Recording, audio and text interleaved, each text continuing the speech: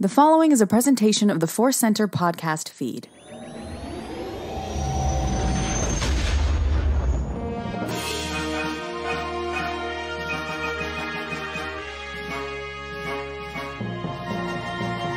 From the center of the galaxy, this, my Force Center friends, is Force Center Main Show. I'm Ken Napzok. And I'm Joseph Scrimshaw, enjoying Ken's exciting, dynamic delivery. I'm being hosty. Sometimes I'm accused of being too hosty. But it's I feel refreshed, Joseph. I feel refreshed post-Christmas holiday for us. Got a great 2 days to relax. We'll talk about that in a second. But I feel excited for a new week of Star Wars content. Yeah, I think I might have relaxed for a full 2.5 days. It was amazing.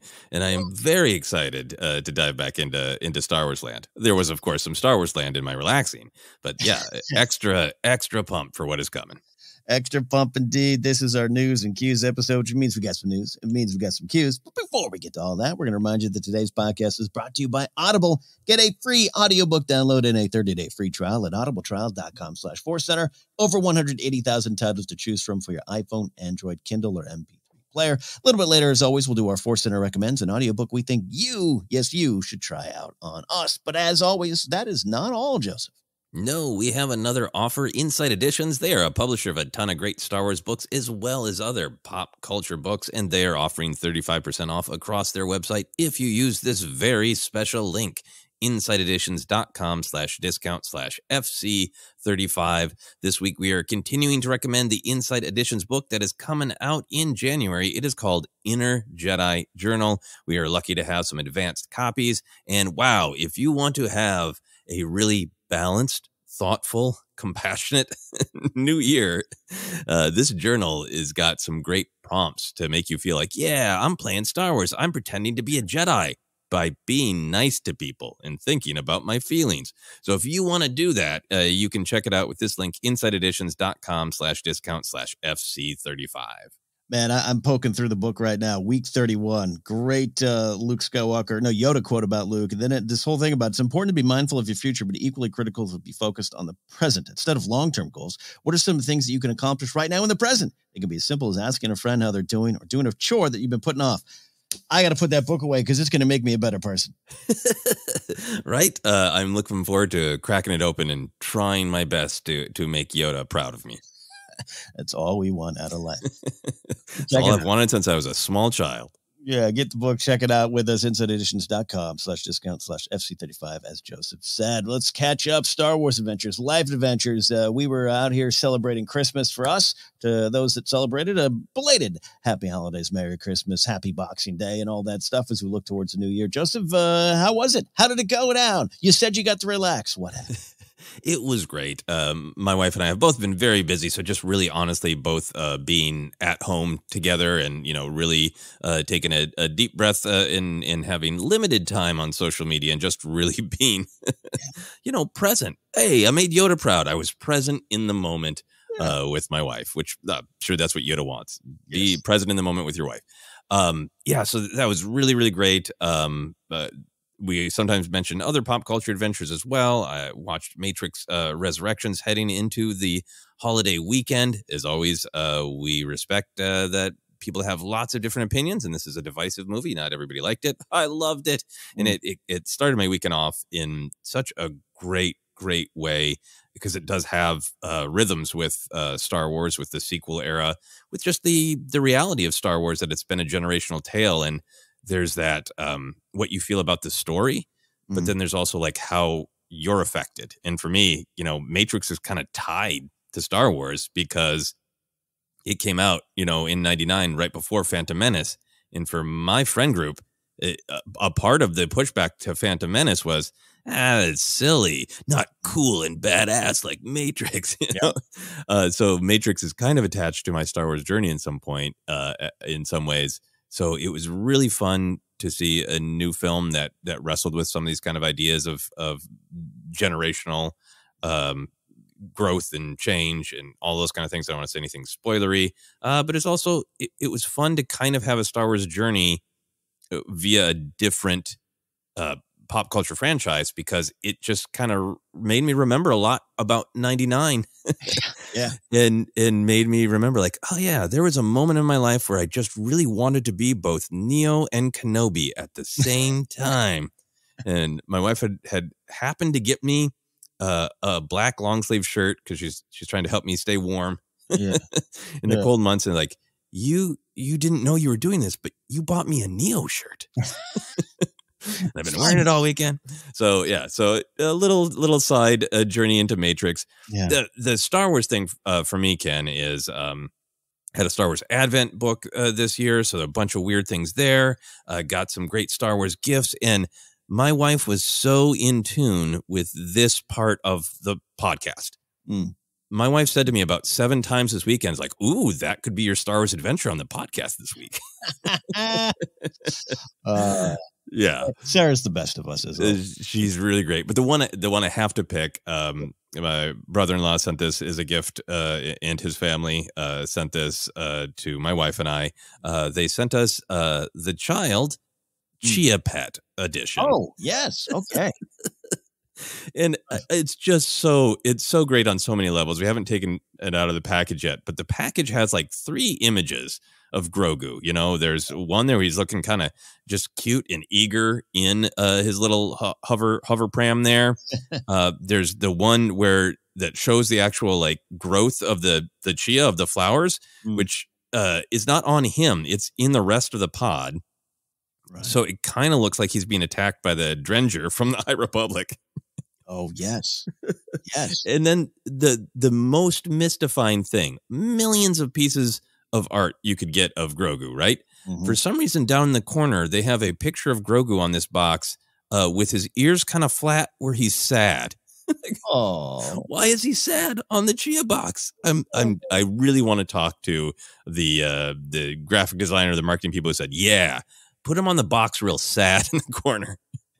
Take away his space macaroons and put that on the box. Exactly. That is a no cookies Grogu, and it's really, really funny.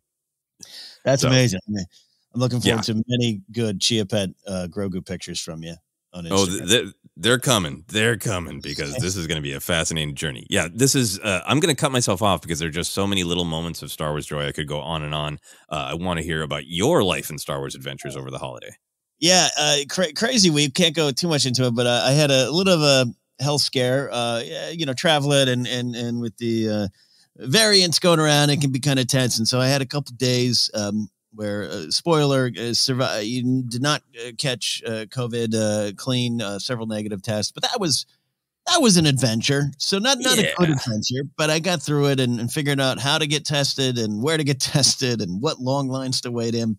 Fortunate, very fortunate. Other folks, Christmas plans canceled, holiday family plans canceled. And hey, we all got to be careful out there. Maybe we hunker down a little bit, for a couple weeks here. I don't know, but that's just me. But after emerging from that and that tension, I was able to just like you completely relax, turn off my mind, relax and float downstream, as the Beatles would say, and actually caught up with all of the Star Wars comics up to like last week, not counting High Republic. I still got to dive into those comics. Have a giant stack. But all the way up through issue 1 of the Crimson Reign comic coming out that's just started, that Life Day special comic.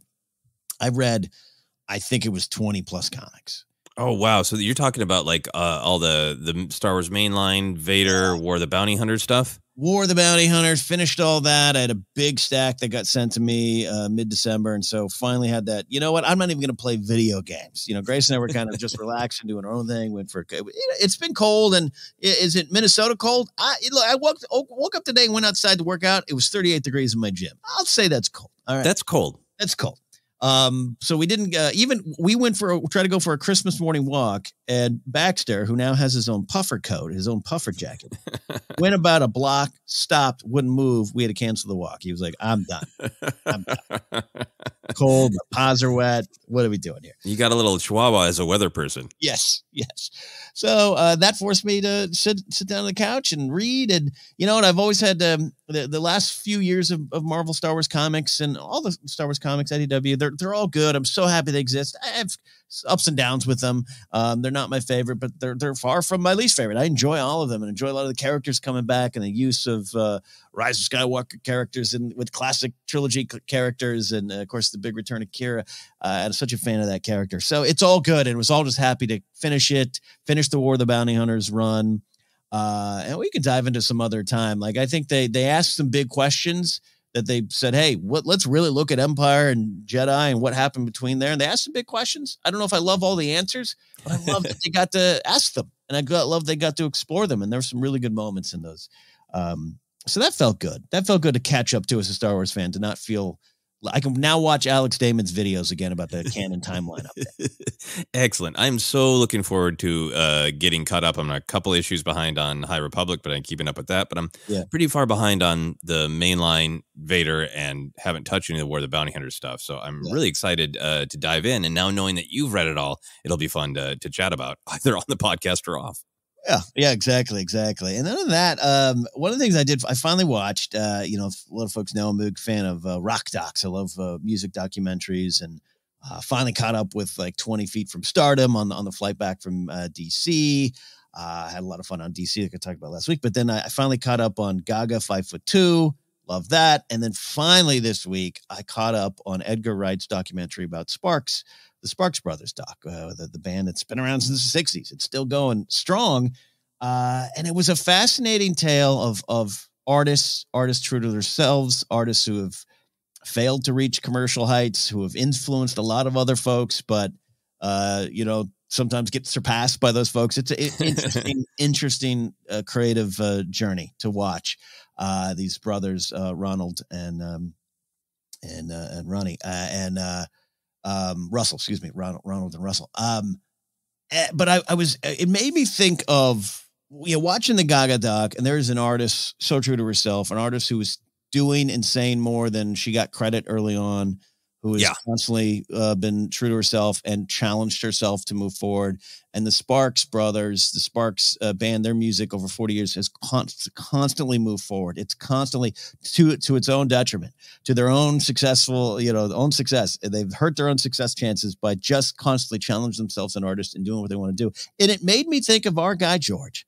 You talk about 1999. I reflected a lot on George going, I'm going to do more films the way I think they should be done in the story I want to tell, and I'm going to stick to that.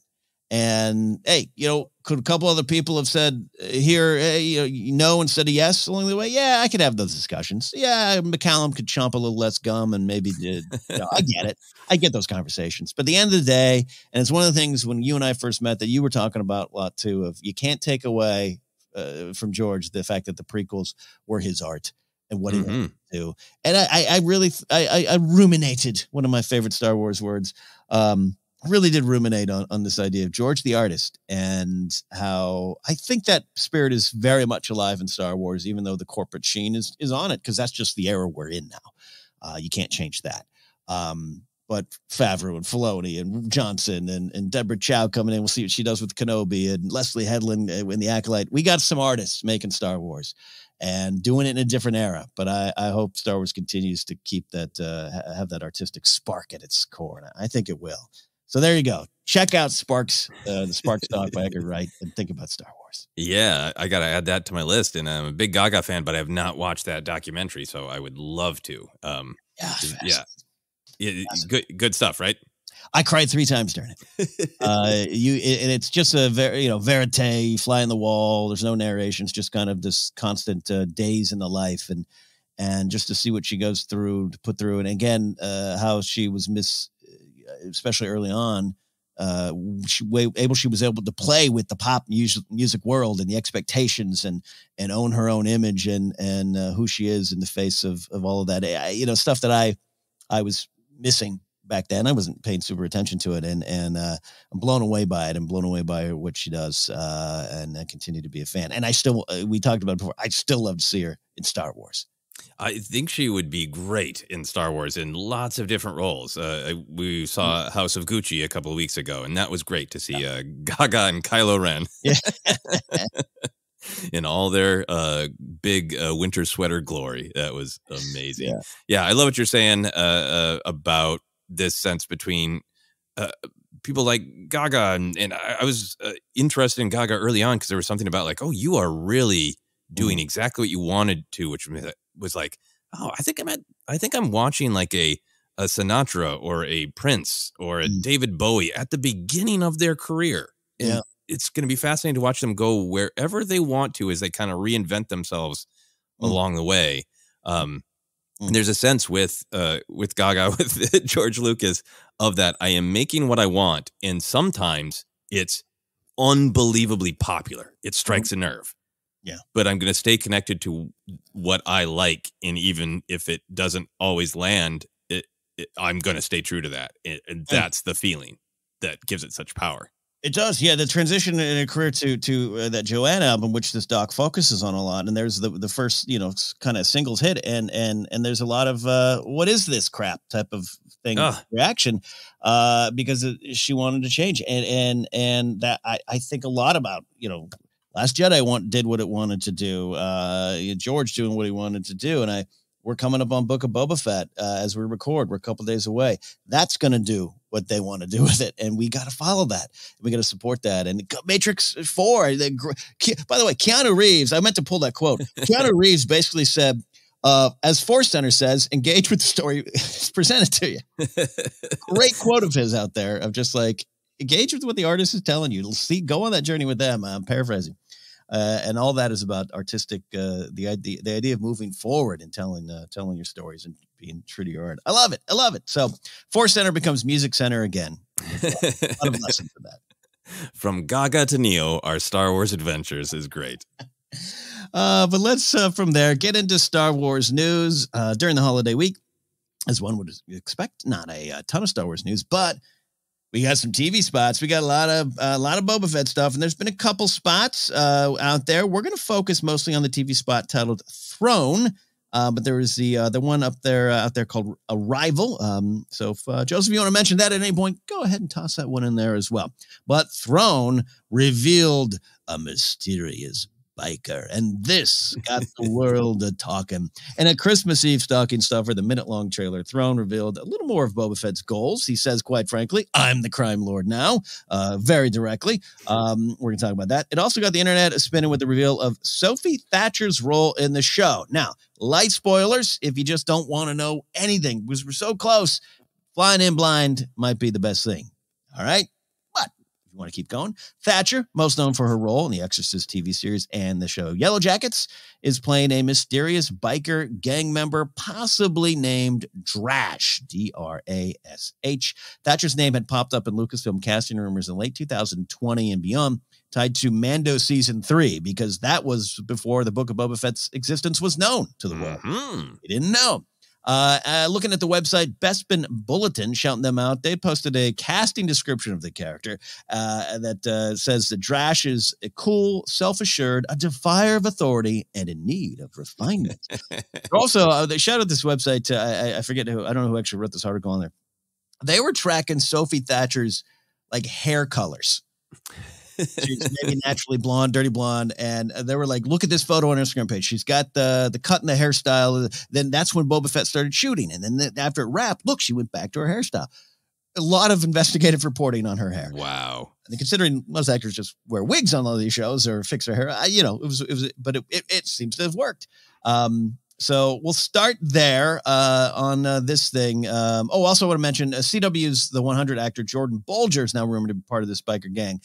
We've seen in several trailers so far. There was a freeze frame kind of shot on him, but not a lot of focus and nothing confirmed. So, all right, Joseph, that's a lot, about 1 second of footage. So let's talk mysterious biker gangs. And as John Wesley Harding once sang, goth girls in space. What do you think?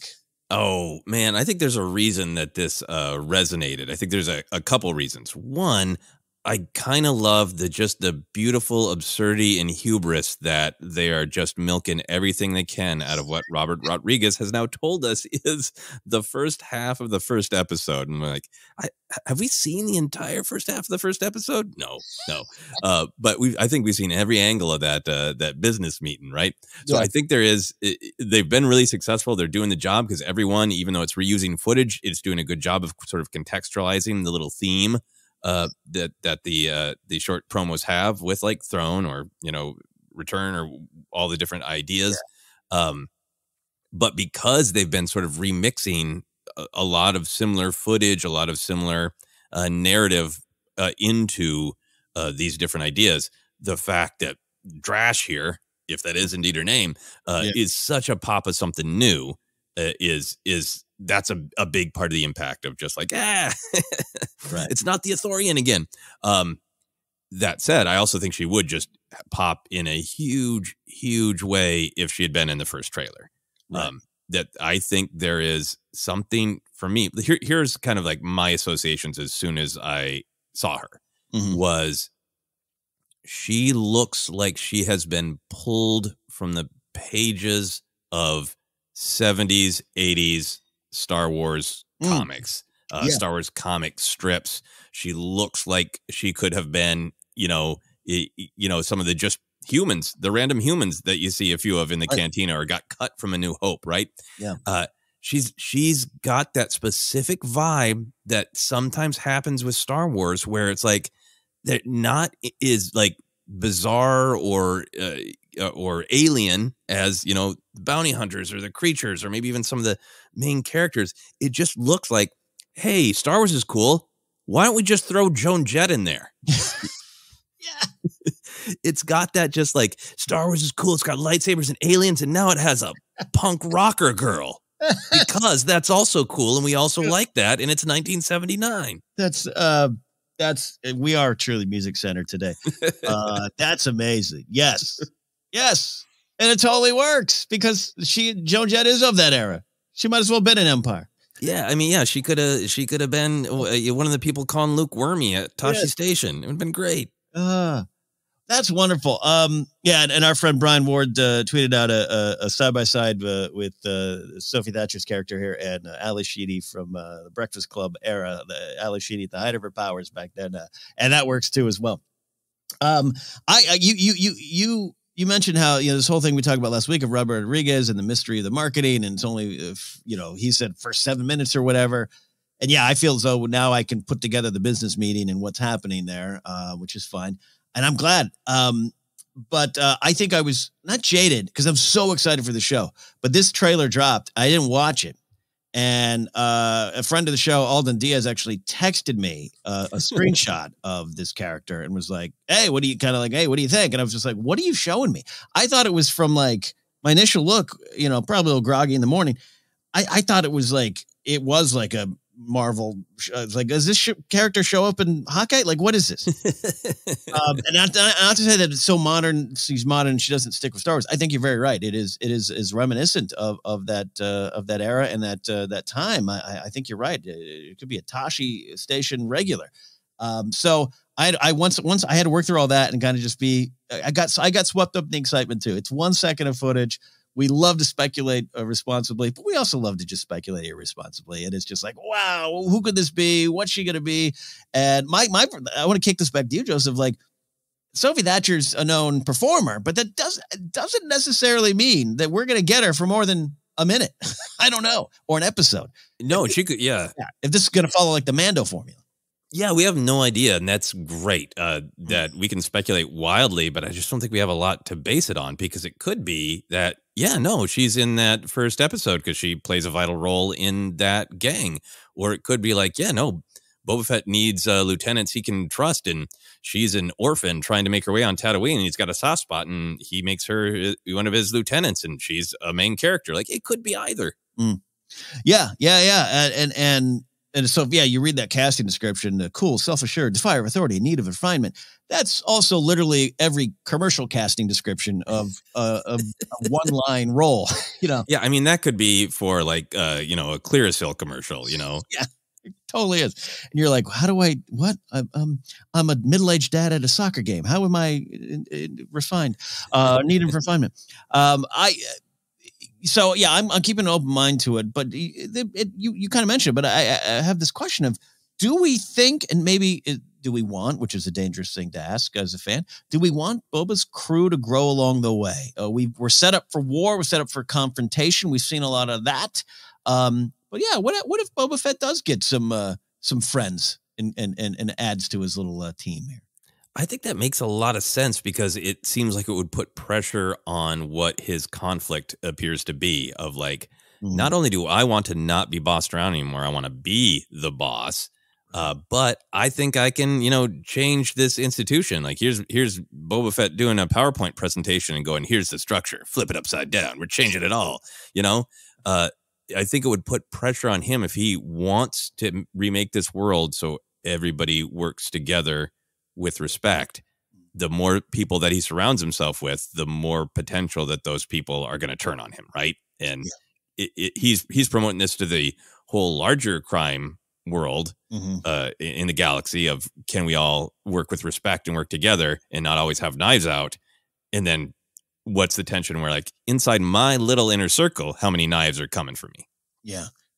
Yeah, I like that. I like the idea too of just based solely on this vague description of defier of authority but need refinement. If Boba Fett can convince some folks that his way is the right way, then you have sides. Then you got a bigger conflict, and I'm interested in that. I don't necessarily imagine this character is going to be a young point of view character. I don't necessarily think Star Wars is always about generational change, but I don't think Boba Fett's going to take a helmet off and put it on her at the end of the season. So, now you are Boba Fett.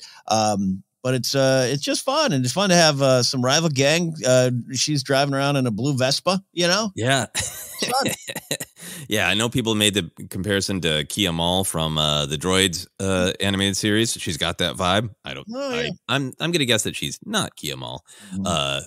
But it's just got a fascinating aesthetic because that is this weird part of Star Wars that has happened since the films were made in the late 70s, early 80s, the original trilogy. A little bit of our real life fashion and vibe got in there. Yeah. And now it's just canon. Like, I love that episode, Assassin of the Clone Wars, where they go to Alderaan. Like, everybody's just got mustache and sideburns. Yeah. And they got that hair because the 70s is canon in Star Wars. So now when we see that real world vibe, it looks like Star Wars. And she's got that look, which is, just so much fun and interest, and absolutely could be a one episode character. Yeah. Or I do think there's some power in her as a perspective character of us getting to learn what it's like being a young person trying to get by on crappy Tatooine in this era. Is she a symbol of, hey, I'm in this gang because I had no other options because things got even worse after Jabba's gone. And, it's a symbol of what Boba Fett's trying to accomplish. Yeah, I love that. I love that view as well. Yeah, we're going to analyze the underworld during this time.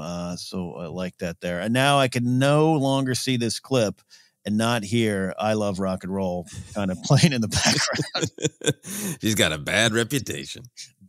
Yeah, great stuff. You talked a little bit about it there. I liked this. It's almost a line. I don't know. It harkens back to some other kind of big popular pop culture lines or something like that. But I'm the crime lord now. It does have a I'm the captain now vibe. Yeah, a little bit of that, and like it's from Scarface or something too. But I like it, and it's no surprise that we've been going this way from the moment we first heard. I am Boba Fett. I ain't no bounty hunter no more. Paraphrasing there, of course. I just love that this is he's got a new business card. It's just getting me excited. Yeah, and I love that it is very clear of like I am taking over Jabba's throne, and it will be a non-profit. No, he says crime. Yeah, he's the crime lord now. So this is an anti-hero story of I think that really speaks to his perspective of like, look, spice is going to be traded. There's going to be a black market for lots of things. Those things that's just the way the galaxy is. Yeah.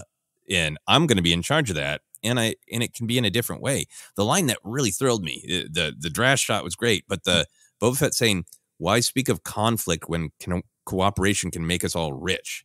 Right. That's something I was banging on about a couple episodes ago about that very, it is like Godfather movies. It is like The Wire of like, look, we don't have to change anything we're doing. We just have to stop shooting each other.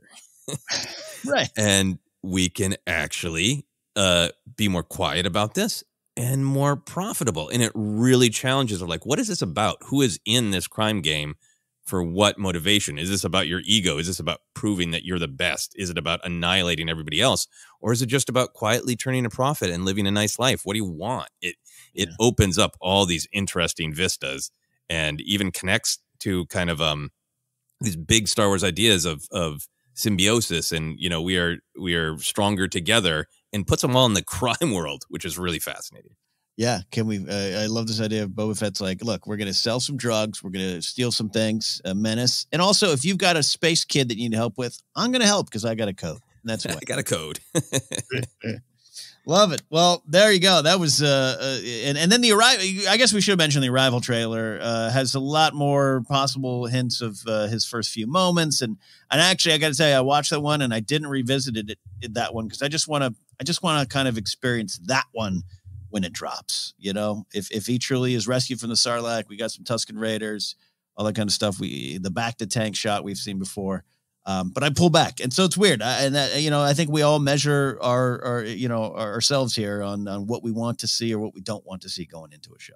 Yeah, absolutely. There have been so many. I'm just watching this one real quick. Oh yeah, okay. This has got a couple more shots that do look like okay. Yeah, witness the rise. Oh, more walking with Gamorreans. Yeah, a lot of shirtless Gamorreans. Look, if you like shirtless Gamorreans, you are going to be in heaven with Book of Boba Fett.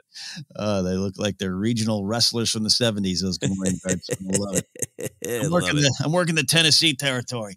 And we're almost here, Joseph. We're almost here. Excited. Yeah, in fact, at the time of this release, this is a morning release on Tuesday. I'm going to have to take a nap to stay up at midnight.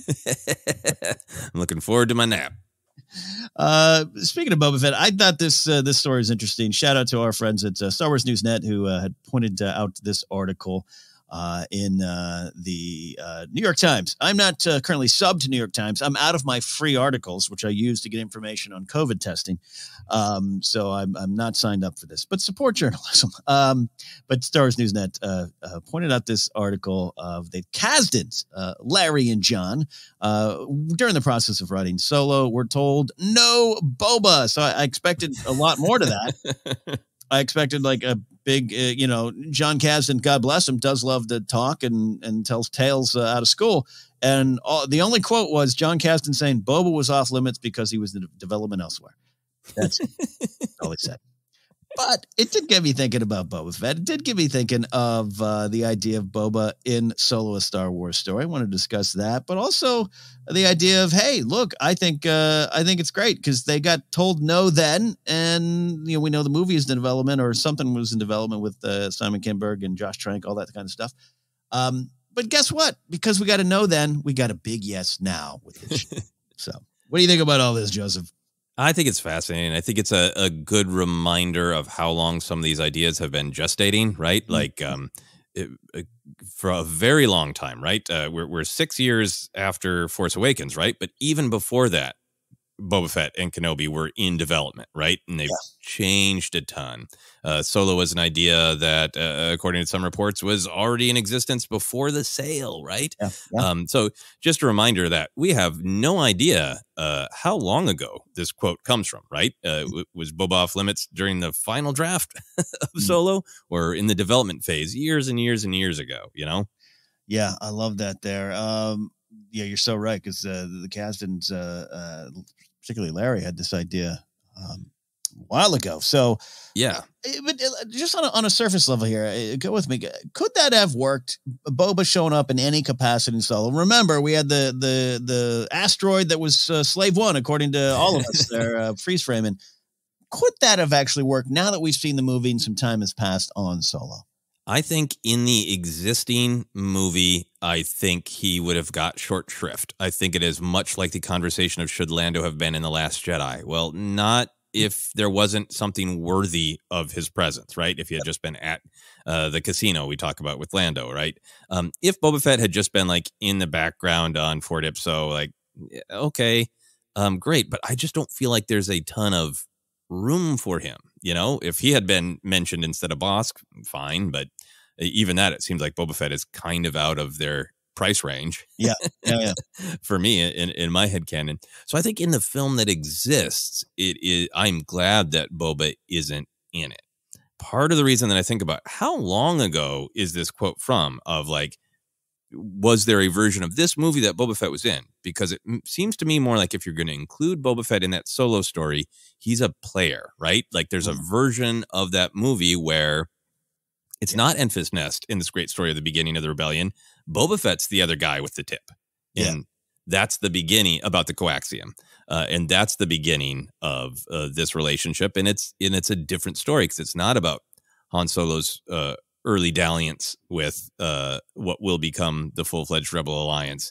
It's much more about his entire plunge into this world. Maybe there's a way to tease out that Han and Boba become enemies, but they don't know that they have a lot in common. They're both, from a certain point of view, they're both orphans. Han has a heart of gold. Boba has a secret code of honor, but they don't know that about one another. Maybe there was a kind of some emotional canon to be made of that. But I feel like for my money, if Boba Fett had been in Solo, he would have had to been one of the pillars, like Enfys Nest. Full agreement on that. And anytime you discuss Star Wars, and I had this with a friend lately who texted me a lot of good what ifs with The Rise of Skywalker. Like, what if they had done this? What if that? And, I always say, like, every one of them sounds good. Sounds good. They didn't do that, though. And with this idea, there's some what ifs about a Boba, Fett versus Solo, like X versus Sever. Like, this could be, you could have done that. But I think you're right. And I think just looking at Solo, not perfect movie at any time, on any level, but a very fun movie. One of my favorite movies to watch. And we love the world and we love the characters. I'm so happy with what we got and what it was saying and what that movie was saying. You said it about Enfys Nest, about Solo. So I think Boba would not have had a big enough place at the table. You're right. That Lando Last Jedi example is a great way to look at it. So I'm happy with what we got and what we're gonna get. Yeah. And I think that's the thing for me is it can be really fun to go, this should have been in the movie. They should have done that. But just like, a story is like building a house, right? You have the structural support pillars and then you have all of the kind of design and interior decoration on top. And sometimes it sounds cool to say that there should be another pillar there, but that would mean that the house falls down. You can't just make a change without really, really affecting the entire structure. And for me, my opinion on Solo, there are definitely a couple things with the way that some of the stories with the women characters are resolved. I sometimes go back and forth with, but other than that film knows exactly what it's doing. Every line, every beat, every pillar is exactly in the place to tell the story it wants to tell. So I think that's part of the reason I react to it. Of like, it would be a different structure if Boba Fett was in it. It really would. It really would. Final thought, final question back at you here.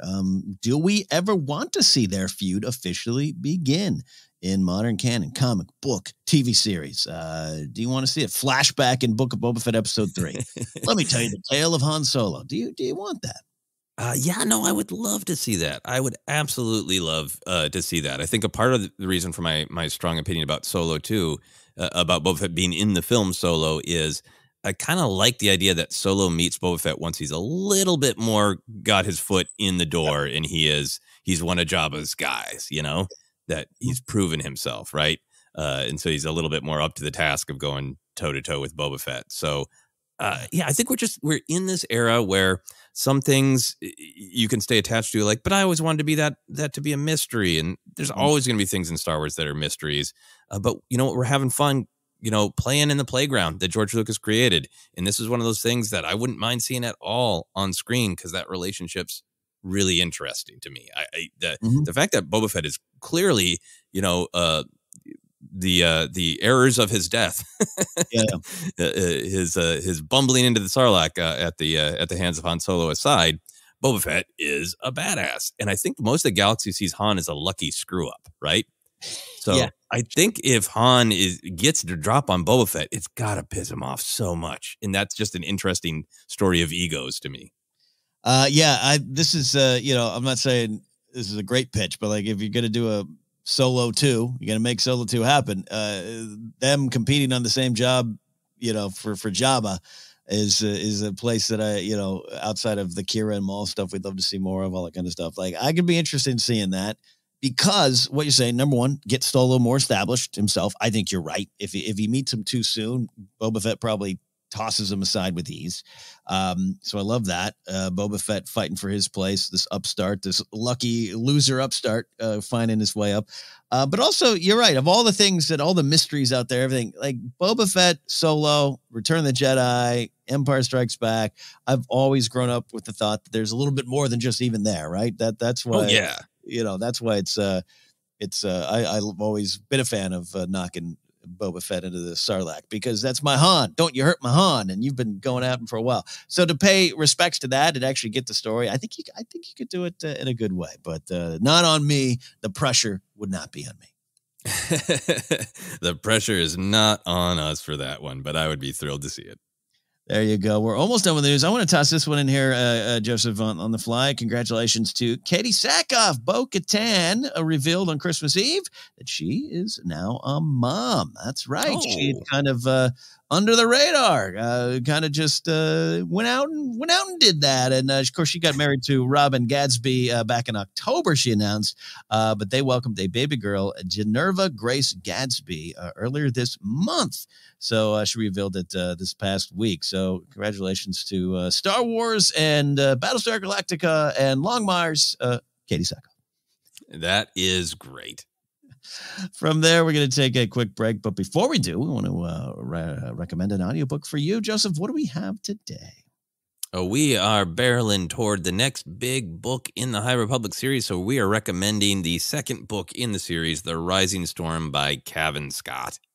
That's right. Download your free audiobook today by going to audibletrial.com/forcecenter. Again, that's audibletrial.com/forcecenter for your free audiobook. All right. We're going to take a quick break. And after that, we're going to answer your questions here on Force Center.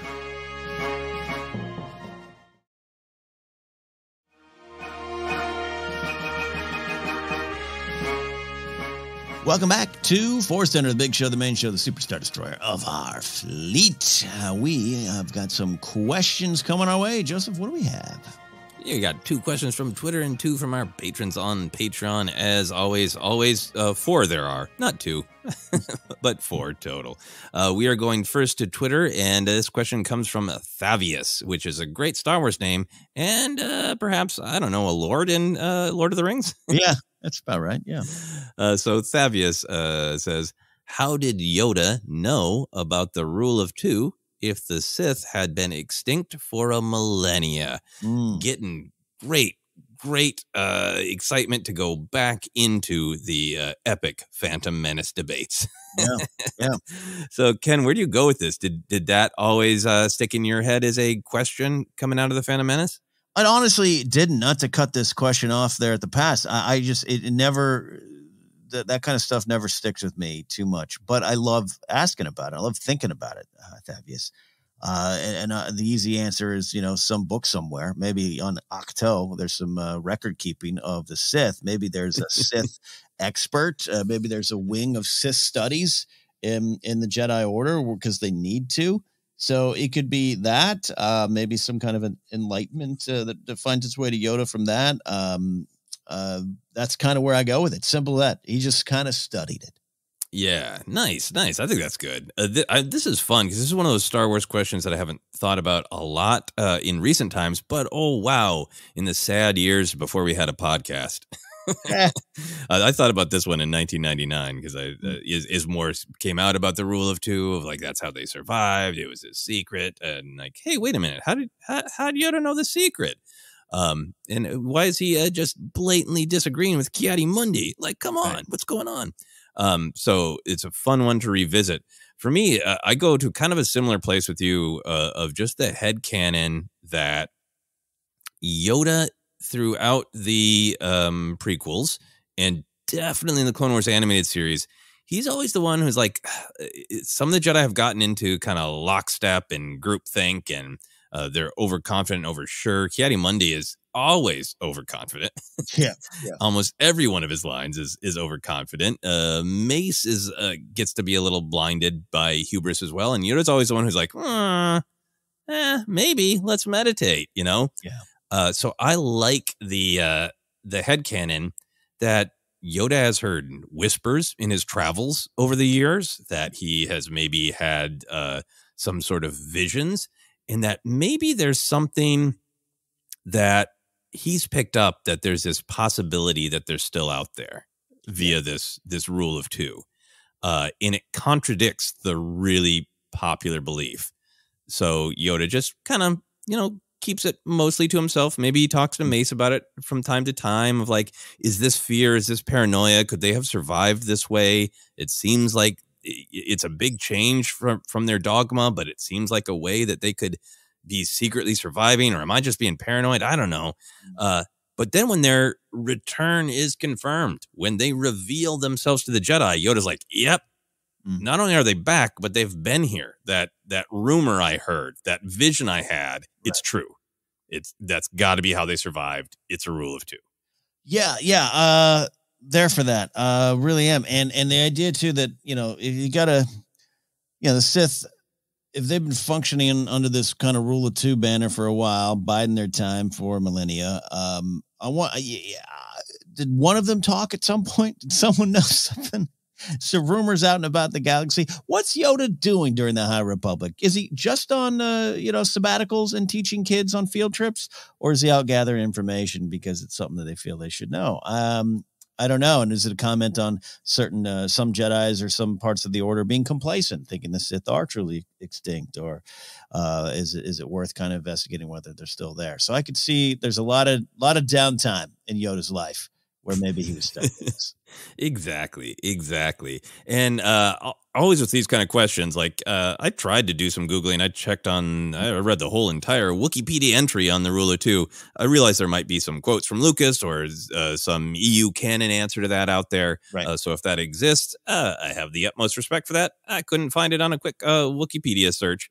So those are our headcanon thoughts. Anything else on this one before we move on? No, just always trust Yoda. Trust Yoda. He's right. Look, if you're in an alley and Yoda's like, go this way, and Ki-Adi-Mundi's like, go this way, I'm going with Yoda. Yeah. Go with Yoda. Moving on then to our next question from Kevin Ross. Kevin says, you find yourself on Coruscant when the celebration of the death of the Emperor is announced. How do you celebrate the news? How do you start spreading the news on Coruscant? How do you celebrate the demise of the Emperor, Ken? Look, I celebrate most things with food. So I think I'm going to get a nice meal. I would respect and support the people ripping down Palpatine's statue there, as we see, ringing some bells and dancing. I'm all for that. I'm a little more subtle, a little more stoic in life. So my love language is, hey, I brought a cheesecake. So I think that's where I'd go. I'd go to a diner, maybe that diner, and celebrate with friends. Sit around, get some space chips and salsa, have a party. Yeah. I would definitely want to celebrate. I would want to be careful about getting caught up in the crowd. Like, look, the toppling of the statue, for me, that kind of has to happen. That is a symbol. Tossing the whole stormtrooper around, I don't know if I need to be a part of that. Right. As you see in that clip of Celebration. I know what I would do this. I would probably try to wait until the crowds had thinned a little bit, and I would probably try to take a selfie with the fallen statue. Yeah, okay. That's fair. Just, and then, because I take a lot of selfies, like, maybe I'll share this. Then I'm like, no, I won't. I'm not going to do that. But it's a record of being in this historic moment. Yeah. And then I think my instinct is I would really want to discuss it with people. So, yeah, I would want to go to Dex's Diner, get some big juicy Ronto wraps, some Jawa juice, and quietly talk about what does this mean? What do we think is going to happen next? All that kind of stuff, just the actual fallout. Oh, I love that. And maybe get on a podcast, discuss it all. That's what I was thinking too, of like the explosion of podcast content. We're like, these are no longer edited by imperial censors. We can say whatever we want. That's so great. Yeah, love that. Love that. I always knew he was old. I didn't believe that hollow illusion. Exactly. Yeah. I had an uncle who he knew a Jedi. He said they were pretty good. I never believed him. It wasn't that long ago. That's how much they can control us with fear. We weren't allowed to speak about them. Yeah. Right.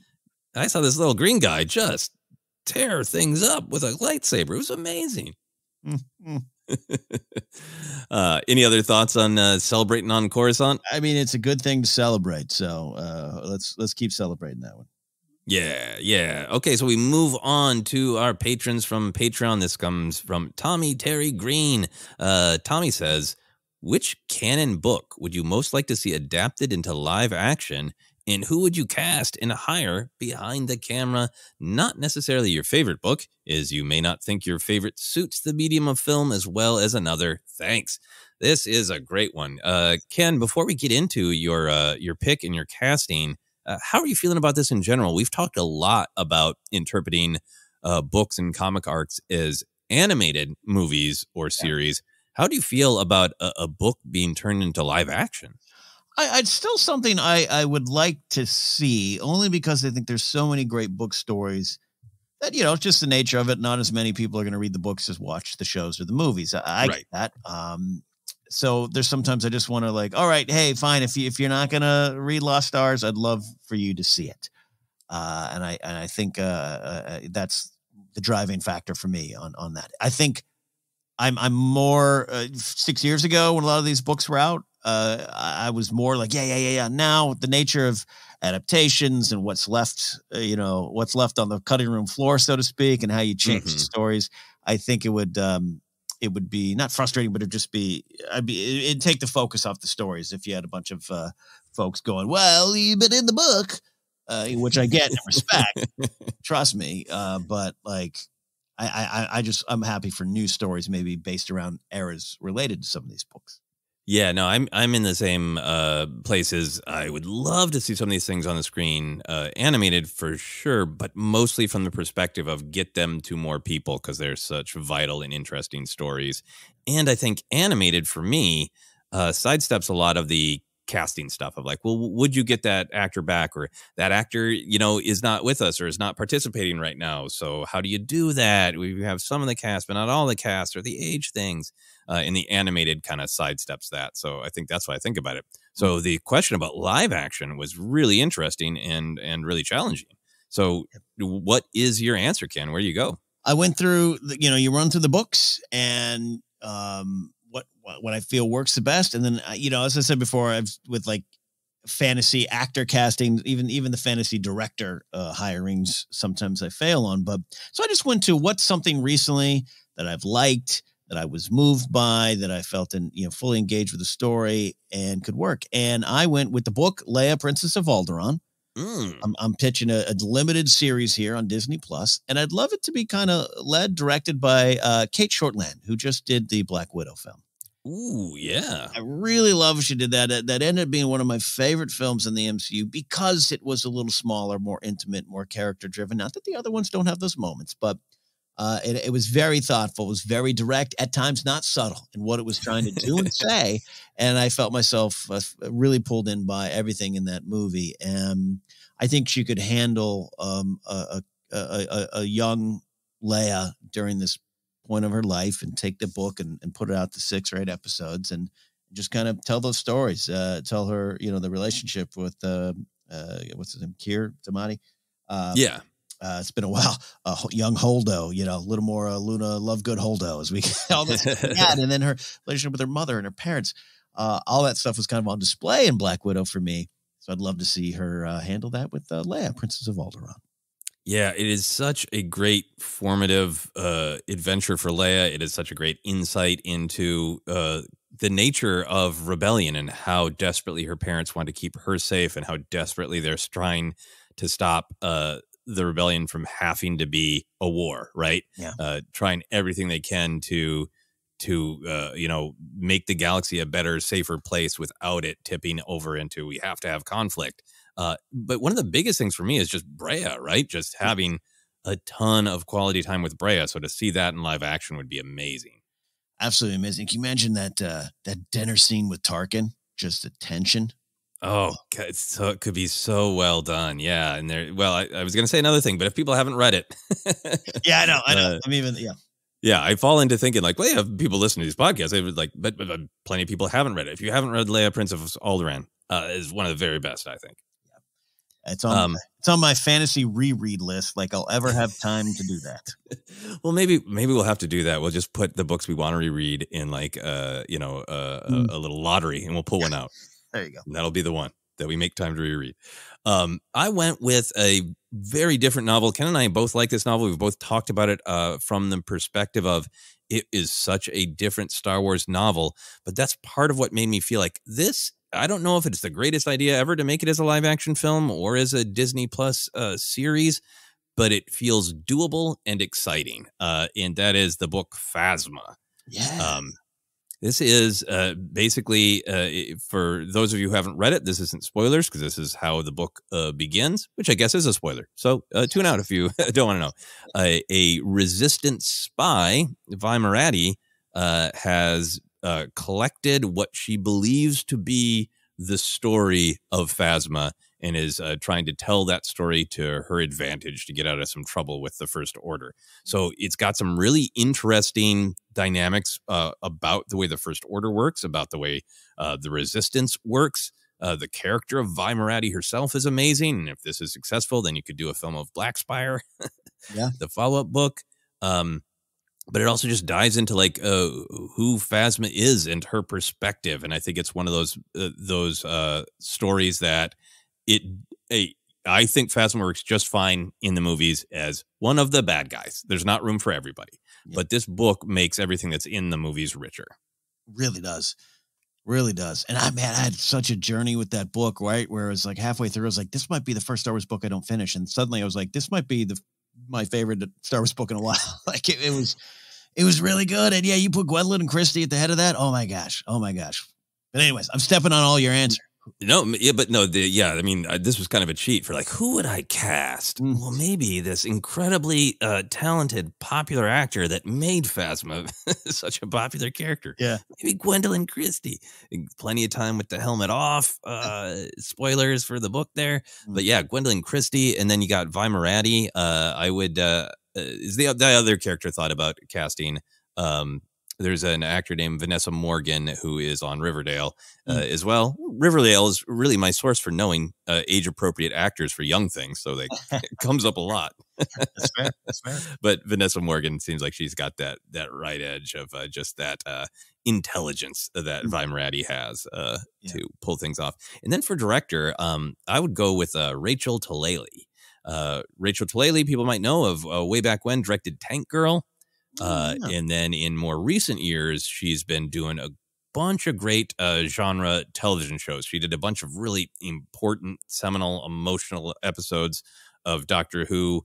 She's done episodes of Riverdale. So she has worked with Vanessa Morgan, but she's done a bunch of the CW superhero shows as well. She's just a director who really, I think, has a lot of, she has directed a lot of things where characters just go through hell, but directed them with heart and with reverence for pop culture. So I think she'd be a great pick for telling Phasma's story. That's a great one. And it's so different. It could be so unique and with the character that, people know and many people have affinity for. But that'd be, the Mad Max, Star Wars Mad Max kind of, Fury Road. I remember we talked about that a lot at the time. It kind of has it feels like that. It would look visually different. Yeah, no, I think it would be for people who are like, I want some new energy in Star Wars, even though it is, a known character in Phasma. That'd be some different energy on the big screen, which would be really cool. It would. All right, we're going to move on to our final question. This one comes to us from Will Culbertson. Here's what Will has to say. So I have a confession to make. In addition to being a lifelong Star Wars fan, I am also a lifelong Star Trek fan. In particular, I know, shocking. Cheat. Yeah. Oh, in particular, Will says, I have really been enjoying the new content being developed for the franchise over on Paramount Plus that started with Star Trek Discovery back in 2017 and has expanded into several live action and animated series, much in the same way that Star Wars has. One particular aspect that I find myself really appreciating is that there is an official 25-minute after show for each different series called The Ready Room, where they talk to the various artists about character, design, and story choices, and usually ends with a sneak peek at next week's episode. I know that many popular shows have this type of after show content, but what makes this one stand out is that it is hosted by Wil Wheaton, who is, of course, a member of the Star Trek family himself. Having someone who is so closely linked to the franchise as the host really seems to put the artists at ease, and the conversations they have are always enjoyable and insightful. So my question for you is this. Do you think that having this sort of consistent and official after show would be a benefit to the Star Wars fan community, and who from the Star Wars family would you like to see be the host of the show? This is a really great, thoughtful question and confession. I am with you in this confession. I am also a big fan of Star Trek and have been for a very long time as well, watching the original series reruns with my dad when I was very, very young. So, Ken, where do you go with this? How do you feel about a Star Wars after show? I only get a little bit of post-traumatic shivers from just being so in that world, right? In 2014, 2015, wherever, after shows and great, a lot of podcast networks sprung up. But by the way, we're still doing it. Check out the Book of Boba Fett report coming this week. So I think it's great. And the official ones, I haven't seen this one, and Will is a great cat. So I'm sure it's great. I didn't watch, wasn't a Walking Dead fan. I didn't watch that one, but they tried HBO to Game of Thrones one, and it's kind of a weird bag. It's a mixed bag for me. So this doesn't move the needle on the surface, but I thought more about Will's question and what he's saying about it. It's official, but you got someone there and talking about it. So here's what I got, Joseph. Hear me out. Yeah. They got so many great hosts, Anthony Carboni, Andy Gutierrez, Christina Ariel's doing a great job. Kristen Baver holding down the news side. Peter Townley back in the day. But we want someone from the family. So I'm going to say who's like warm, loving, has a lot of respect, loves Star Wars, loves being back in Star Wars, and has a lot of insight. Ahmed Best. All right. Ooh. Put him in one chair. But then I also think it's valuable to have the show led by someone who's not, inside in the sense of they've been in a film, TV show, or a writer's room about it. But you want them connected to the Star Wars fandom. And this person has been a writer for StarWars.com. And I can't think of anyone who brings more joy to Star Wars than Jennifer Landa. I want Jennifer Landa and Ahmed Best to host the official Star Wars after Star Wars show. I think that is a great pitch. Yeah, that is wonderful. That is perfect, I think. Yeah. And, you could start this week, get it going. Cause Jennifer's looking forward to Book of Boba Fett too. So yeah. For host, one of the only, I thought of all the great, hosts that Lucasfilm has had for their fan shows over the last couple of years that you mentioned, Anthony Carboni, Andy Gutierrez, Kristen Baver, Kristen Ariel. But that question of who is kind of inside from the, working on the stories as opposed to the coverage. Bobby Moynihan was one of the people that jumped out at me. I think if you wanted to just kind of have a fun, bouncy conversation, I don't know if, Bobby Moynihan is obviously extremely skilled, has many talents. I don't know if he's and I've also wanted to be an entertainment journalist, I don't know if that is something that has been in his dream, on his dream board. So there's that. I think a part of what is so great about Will Culbertson's question is pointing out Wil Wheaton, and full disclosure, Will is a friend of mine in real life. Met him on the Jonathan Colton cruises, performing there many years ago. But I think a part of the reason that Will does such a great job is because, as Will Culbertson points out, Wil Wheaton, he knows acting, he knows Star Trek, but he also knows hosting. He knows this world of talking about pop culture. But I think the really big thing is he is a fan. Right. You know, and if he had never been cast in Next Generation, he would have watched it. Right. He's got great. If you follow him on social media, he's got great posts about like I've never been in Deep Space Nine, but boy, do I love that one. Here's my thoughts on it. You know, there are all sorts of different kinds of actors who can be in these things we love. They can be the actor who's just like, I don't, all your space words, I don't know what you're talking about. I don't care. I find the truth of the character and I come and play it. And that's great. And then there are the people who are fans of like, if I wasn't in this, you know, I would also be talking about neutrino pulses. And I think Will having that perspective of knowing the truth of making a story like this, but also being a fan of it is such a great person to bridge that gap. And for that reason, Ken, I really support both your choices. Ahmed Best has that, and Jennifer has that because she's been an actor. There's a while there you couldn't watch television without seeing Jennifer buy a car. Jennifer is an accomplished actor as well as a entertainment journalist and pundit. So I think those are both really great choices. Yeah, we'll make it happen. Who do we know? Make it happen. Not anyone anymore. Yeah. So I think I get real excited about it. I love the host thought, but I also just do want to share that I think I do have, as a fan myself, I think I do have reservations about an after show. Yeah, I do too. Yeah. Because they can be really great. I am a Walking Dead fan, so I've occasionally watched the Walking Dead one, which kind of for me is like that's the ground zero of the the company itself producing an after show about the show, which is different to me than fans doing reviews. Yep. Because that's that's the audience having a relationship with it versus the creators telling you things about it.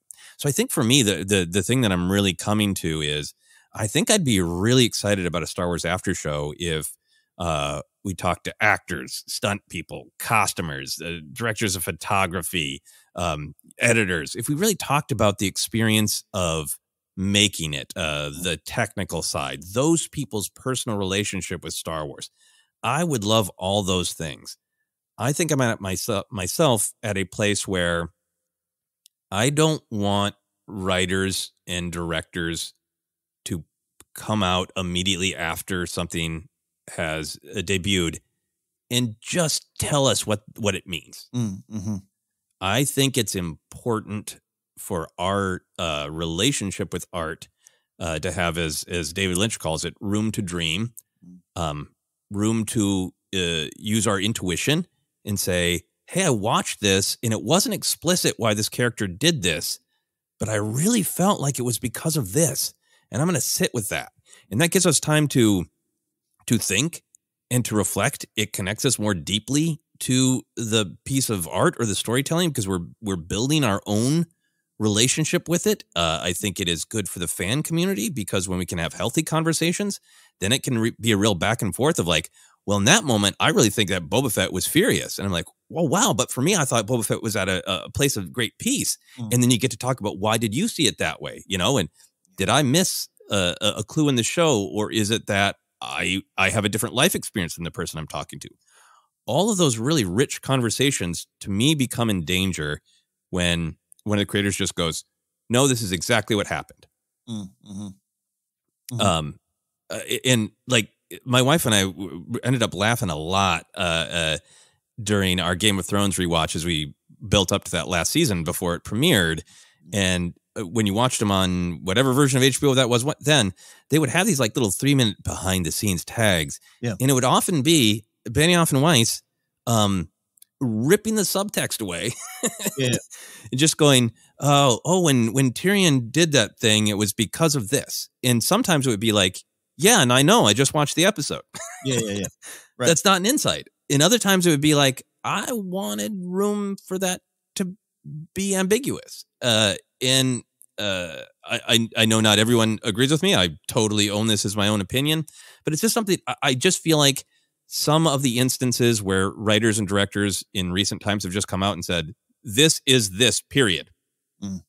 Then for years, the conversation isn't about the story between fans. The conversation is about interviews. I want to talk about the stories. It's interesting, the interviews, but I don't want to have our discussions being about two dueling our interpretation of dueling interviews, but about the actual stories.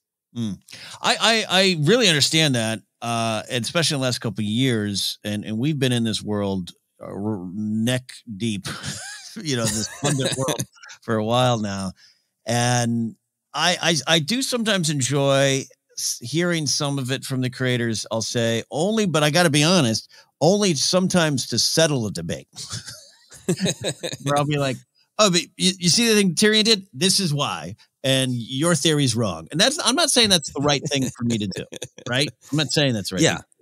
And then, so to go into like, even the Mando, the making of Mando, especially the first season Mando one, I thought even in describing a lot of it, it was open, right? It was a little different form. Absolutely. That wasn't an after show per se, but it was a little open. So I get what you're saying, especially if, let's just say, like, hey, Last Jedi, Rian Johnson, who kept some mystery back. He said, right, it's personal, and he doesn't go into, when I was 7, this happened, but it's there. But you're right that even when he comes out and says, oh, well, this is what it's here, you're still going to have a group of people going, well, he's an idiot. There, you prove it. And then does become, I think it inflames stuff up even more. I'm not saying I need Ryan to shut up. I'm just saying I get that. It creates drama where maybe we don't need it. Yeah, I mean, I think that's the thing for me is I love Last Jedi. I love Rise of Skywalker. The creators have every right to say whatever they wanted to, but, Rian Johnson, was explicit on some things. Chris Terrio came out and was explicit in interviews immediately after Rise of Skywalker. It doesn't change the minds of people who don't like it. Right. So it doesn't have that impact practically. And I think this is just something I've been thinking about a lot. I am a big fan of David Lynch, and David Lynch, there's some great funny supercuts of him refusing to answer things if you just want to have some fun on YouTube. Yeah. But his philosophy really comes from that perspective, at least for his films that are like, my films are trying to communicate something I can't say in words. If I could say it in words, I would just write it down in a book and tell you. I make these because storytelling and film are this kind of magic that can express something that can't be said in words. Mm-hmm. And I don't think all Star Wars or pop culture is sort of dreamlike and auteurish as that, but I still just think that there is this beauty in intuiting or discussing answers for ourselves. And I think the Mando behind the scenes stuff is great examples of that, because we talk about, the volume, we talk about sort of the like Favreau and Filoni will talk about kind of like a vibe they wanted or the influence or why they were passionate. And that stuff's all great. You get these insights, but they don't stop and go, here's exactly why Din wouldn't stay with Omera. I'm telling you the story. Mm-hmm. Yeah. They're leaving that room for the fan to create their own relationship with the story. No, and look at it. What we do here on Force Center, what has just kind of emerged over years of doing this, but it's been pretty present from the beginning when you brought your expertise on just the themes and how to analyze themes.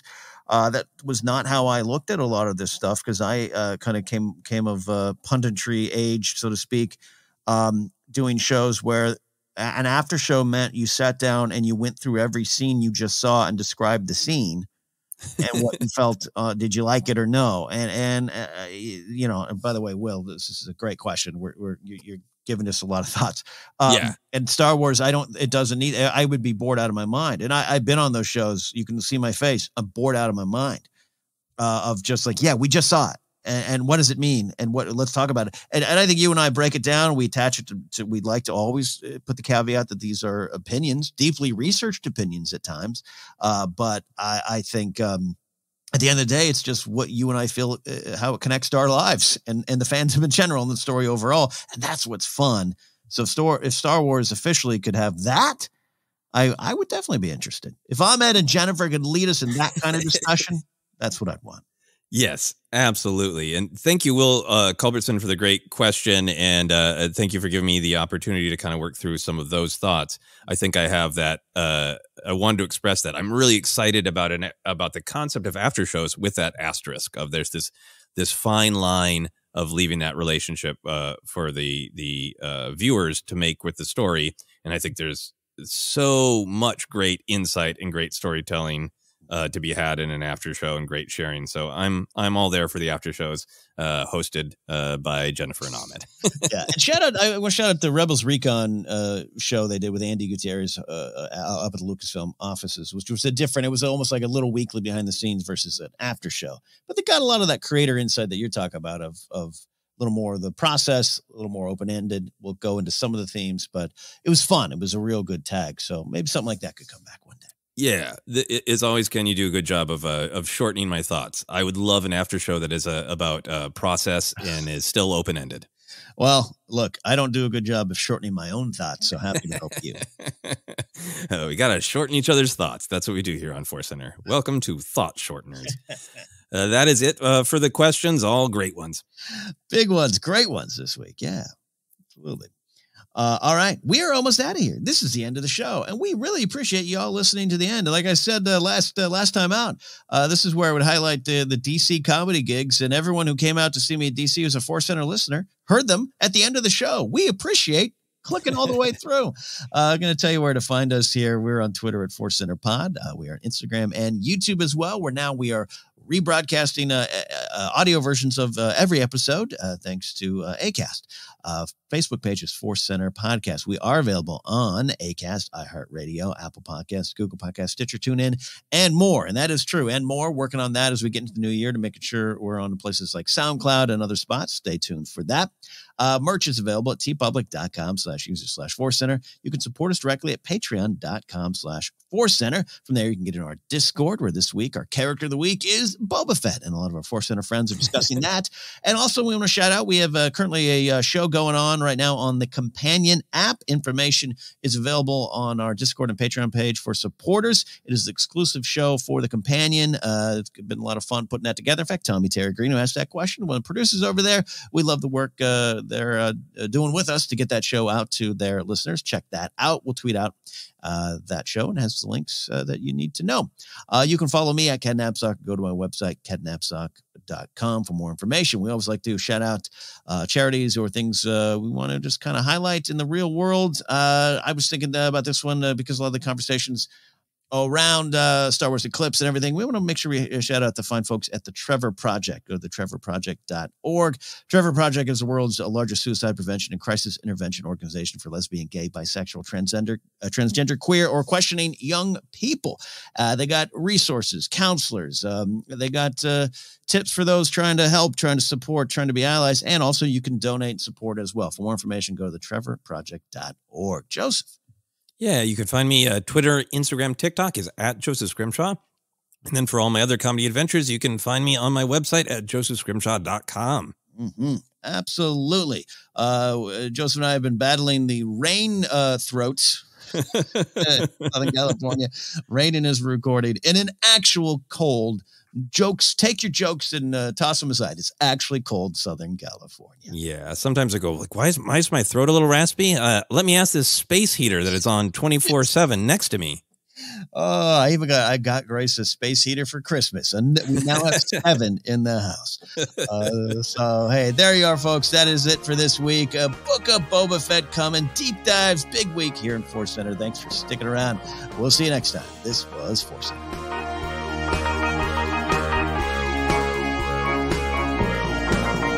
Force Center.